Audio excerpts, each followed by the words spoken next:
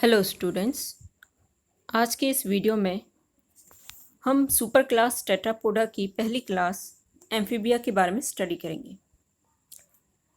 Tetrapoda दूसरा महावर्ग है जो कि वर्टिब्रेटा के अंतर्गत आता है। इससे पहले हमने सुपर क्लास पाइसेस के बारे में स्टडी किया था और उसके अंतर्गत आने वाली मछलियों का क्लासिफिकेशन और कैरेक्टर्स स्टडी किए थे। आज हम इस वीडियो में एम्फीबिया क्लास जो वर्ग एम्फीबिया है उसके बारे में स्टडी करेंगे। तो ये जो वर्ग एम्फीबिया है ये उभयचरी जंतुओं का वर्ग है। एम्फीबिया ये जो टर्म है ग्रीक भाषा के दो शब्दों से ली गई है। एम्फी का मतलब है डुअल और बायोस का मीनिंग है लाइफ से, यानी ये ऐसे जंतु हैं जो कि एक डबल लाइफ या दोहरा जीवन जो है व्यतीत करते हैं। पहले ऐसे वर्टिब्रेट्स हैं ये जो कि लैंड पर आए, तो इनको फर्स्ट लैंड वर्टिब्रेट्स आप कह सकते हैं। हालांकि पूर्णतया ये ज़मीन पर रहने वाले या टेरेस्टेरियल नहीं है। इनमें से ज़्यादातर जो जंतु हैं वो पानी में पाए जाते हैं। केवल कुछ ही हैं जो कुछ समय के लिए ही लैंड पर आते हैं। इनका जो ओरिजिन है वो माना जाता है क्रॉसोप्टेरिजियन फिशेस से, यानी जो लो फिन्ड फिशेस थी अर्ली कार्बोनिफेरस पीरियड में, उनसे ये जो एम्फीबियंस हैं वो ओरिजिनेट हुए। और सबसे पहले जो एम्फीबियंस ओरिजिनेट हुए प्रिमिटिव प्राचीन प्रकार के, जिन्हें स्टेम एम्फीबिया बोला जाता है, जिनसे बाकी सभी एम्फीबियंस जो मॉडर्न एम्फीबियंस जो आज हम देखते हैं वो ओरिजिनेट हुए हैं, उन्हें कहा जाता है लेबीरिंथोडोंशिया। ये जो लेबीरिंथोडोंशिया हैं इनका नाम एक्चुअली रखा गया क्योंकि इनमें जो डेंटाइन या एनिमल होता है टीथ में, उसमें लेबीरिंथाइन स्ट्रक्चर पाया जाता है, यानी बहुत ज़्यादा इनफोल्डिंग्स पाई जाती हैं, बहुत ज़्यादा फोल्डेड होता है, वलयाकार संरचनाएं पाई जाती हैं इनके दांत में जो इनेमल या डेंटाइन के बने होते हैं।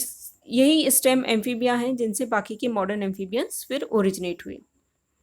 तो जैसे कि मैंने बताया कि ये जो क्लास है ये लैंड पर और वाटर में, यानी पानी और ज़मीन पर दोनों प्रकार के एनवायरनमेंट में पाई जाती है, दोनों प्रकार के वातावरण में रहने के लिए अडेप्टेड है और ये डबल लाइफ जो है व्यतीत करते हैं। अब हम देखते हैं इनके कुछ जनरल कैरेक्टर्स। तो ये एक्वेटिक या सेमी एक्वेटिक हैं, यानी पूरी तरह जलीय, या कुछ जंतु इनमें से अर्ध जलीय होते हैं, यानी लैंड पर भी रहते हैं और जल पे भी। शल्क रहित इनकी त्वचा होती है, काफ़ी गीली और नम होती है क्योंकि उसमें कई प्रकार के म्यूकस ग्लैंड्स, म्यूकस ग्रंथियाँ पाई जा रही हैं जो कि म्यूकस का सिक्रीशन करती रहती हैं और नमी बना के रखते हैं ये अपनी स्किन में, और स्किन को भी ये रेस्पिरेशन के लिए, श्वसन के लिए यूज़ करते हैं। बॉडी जो है इनकी एक हेड और ट्रंक में डिवाइड की जा सकती है क्योंकि इनमें जनरली नेक का अभाव होता है, लेकिन किसी किसी में आप गर्दन या नेक वाला हिस्सा भी देख सकते हैं। टेल भी इनमें प्रेजेंट या फिर एब्सेंट हो सकती है। तो इनमें मछलियों की तरह पेयर्ड फिन्स नहीं पाए जाते हैं। इनमें पेयर्ड फिन्स की जगह पेयर्ड लिम्स पाए जाते हैं लैंड पर गमन करने के लिए। या फिर कुछ एम्फीबियंस ऐसे भी हैं जिनमें किसी भी प्रकार के लिम्स जो हैं वो पाए नहीं जा रहे। 4 से 5 नखर पाए जाते हैं इनके उंगलियों में। मीडियन फिन्स जो एक्वेटिक एम्फीबियंस हैं या इनके एक्वेटिक लार्वा हैं, उनमें जो मीडियन फिन्स पाए जाते हैं उनमें फिनरिस नहीं होती।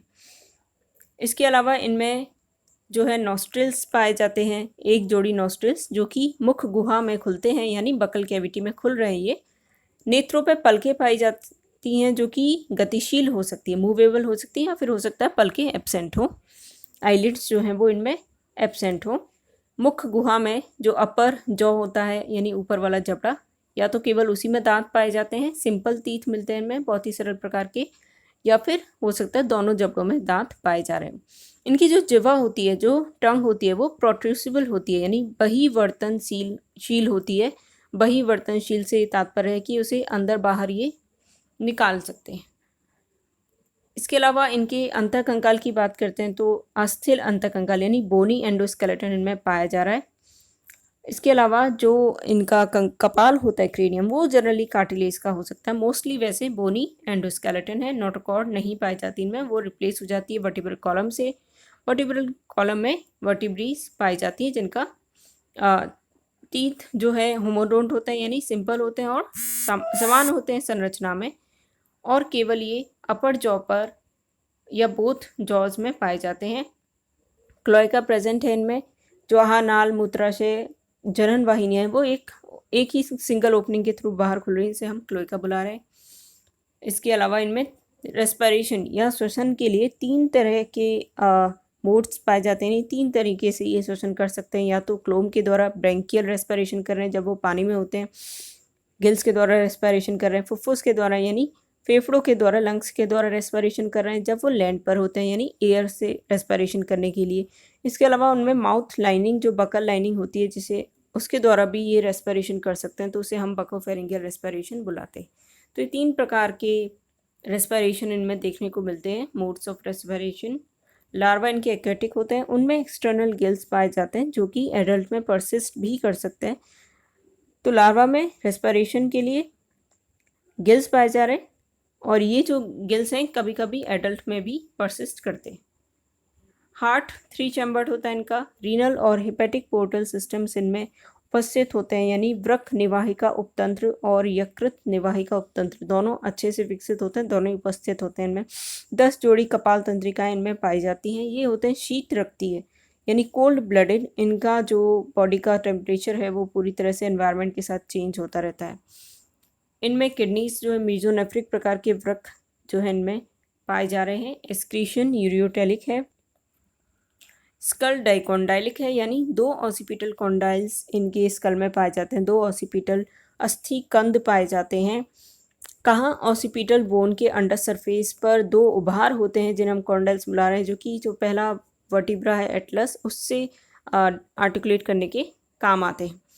लेटरल लाइन सिस्टम इनमें एक्वेटिक फॉर्म में पाया जाता है। जो एक्वेटिक लार्वा स्टेज होगी, लार्वा अवस्था, उसमें लेटरल लाइन सिस्टम भी मिलेगा। कुछ एडल्ट्स में भी परसिस्ट कर सकता है। सेक्सेस सेपरेट होती हैं, और साथ में फर्टिलाइजेशन या निषेचन जो है जनरली बाह्य प्रकार का होता है। ये अंड प्रजक होते हैं, ओविपेरस यानी अंडे देने वाले जीव हैं, और डेवलपमेंट इनमें इनडायरेक्ट होता है। मेटामॉर्फोसिस पाया जाता है, लेकिन कायांतरण जो है वो पूर्ण भी हो सकता है या कभी कभी अपूर्ण भी होता है।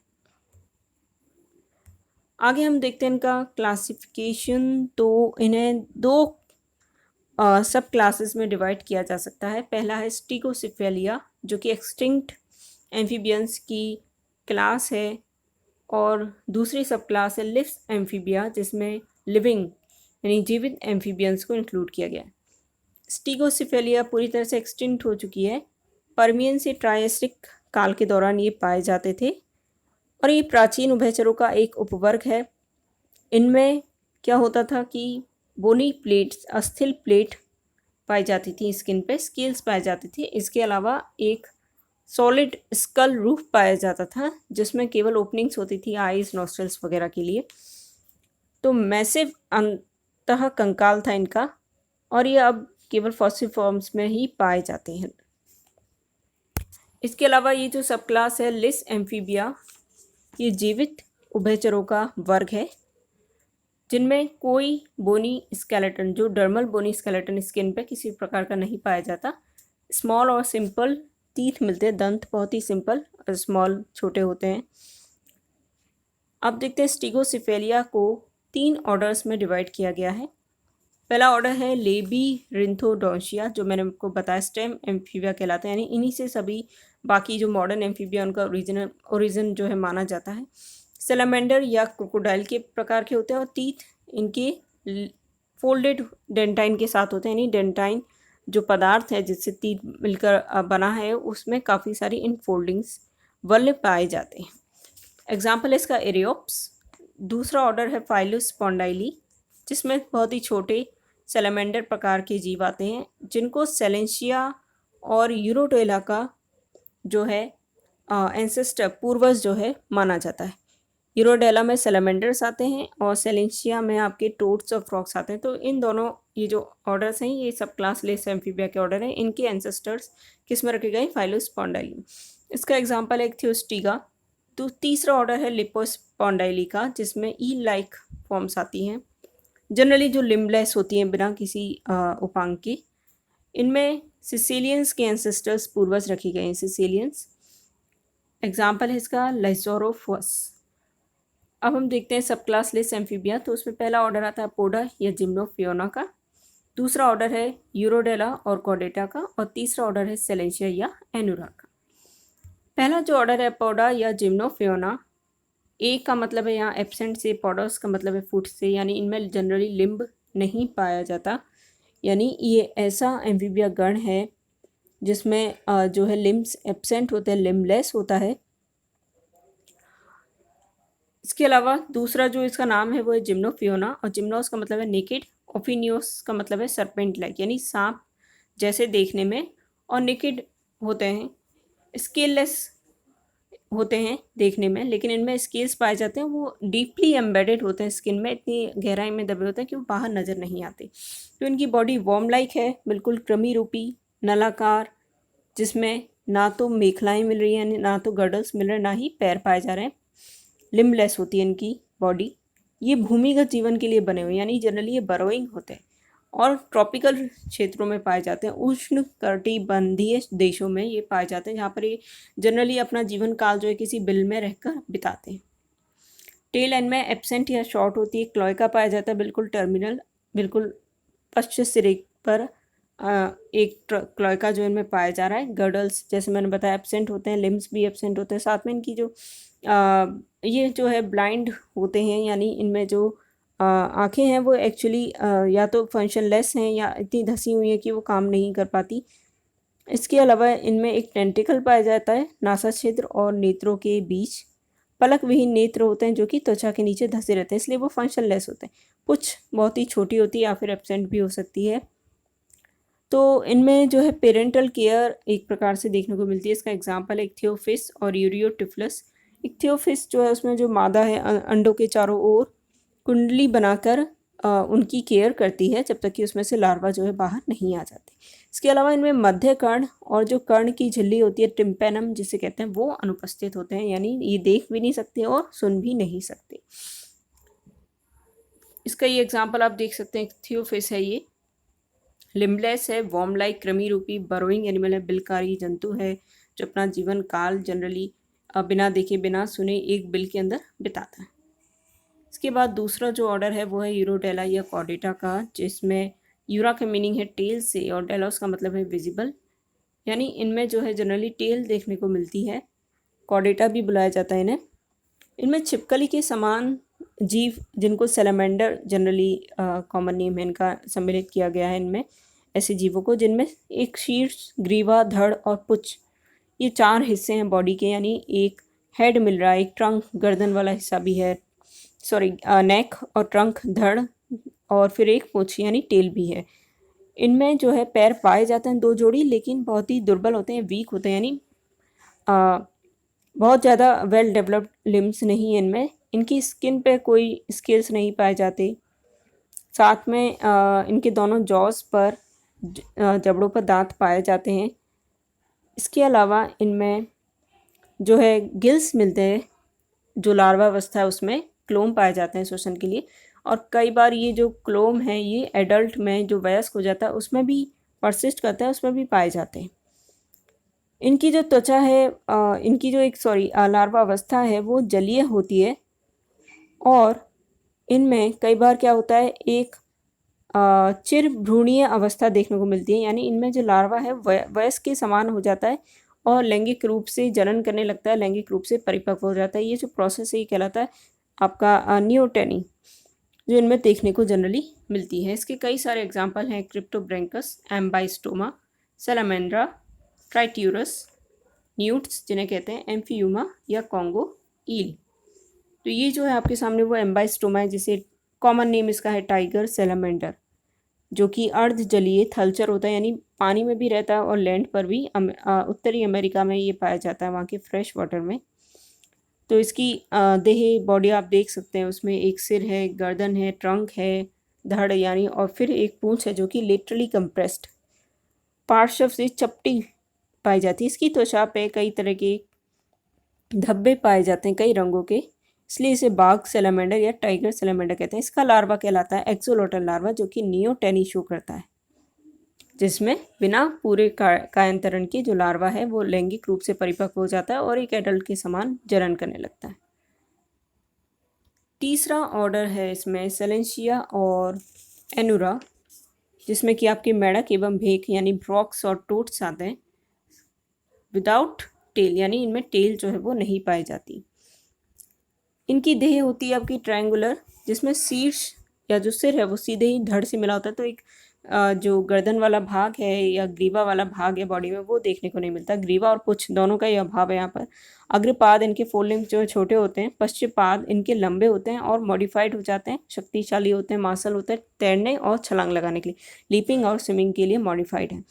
इसके अलावा इन अंगुलियों के बीच में इनमें वेब मिल सकता है जो कि तैरने में सहायता करता है, जालक मिलता है अंगुलियों के बीच में। इसके अलावा श्वसन के 3 तरीके इनमें पाए जाते हैं, फेफड़ों के द्वारा, मुख गुहा के द्वारा या त्वचा के द्वारा। त्वचा इनकी चिकनी होती है, लिसलिसी और ग्रंथिल। कई प्रकार की ग्लैंड्स उसमें मिलते हैं, जनरली म्यूकस ग्लैंड्स, और कई केसेस में पॉइजन ग्लैंड्स भी पाए जा सकते हैं। इनमें जो कशेरुकी होते हैं उनकी संख्या केवल 10 होती है, और अंतिम जो कशेरुका है वो होता है यूरोस्टाइल कहलाता है। वो नेत्रों में पलक पाई जाती है।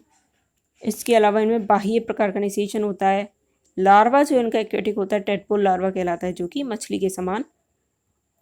इसके अलावा इनमें जो मेटामॉर्फोसिस है वो पूर्ण कायांतरण, कंप्लीट मेटामॉर्फोसिस देखने को मिलता है, जिसमें कि लार्वा जो है वयस्क में परिवर्तित हो जाता है, यानी यहाँ पे नियोटेनी जैसा कुछ देखने को नहीं मिल रहा है। ये कुछ एग्जांपल्स हैं इसके। एलाइटिस, मिडवाई टोड कहते हैं इसे, कॉमन नेम है इसका। जीनोपस, पीपा, बूफो कॉमन टोड कहलाता है। हाइला जो कि ट्री टोड है। राना जो कि कॉमन फ्रॉग है, और रेकोफोरस जो कि ट्री फ्रॉग है। ये डायग्राम है एलाइटिस। दाई भेग कहा जाता है इसे। मिड वाइफ टोड, फ्रांस और इटली में पाए जाने वाला टोड है ये, जो कि पेरेंटल केयर, जनकीय देखरेख के लिए प्रसिद्ध है, क्योंकि इसमें जो मादा है वो क्या करती है, स्ट्रिंग्स में अंडे देती है और उसे नर जो है अपनी पीठ पर और जंघाओं के बीच में चिपका लेता है, और इनकी जब तक केयर करता है तब तक कि उसमें से टेडपोल लार्वा बाहर नहीं आ जाती। तो ये था आपका वर्क एम्फीबिया।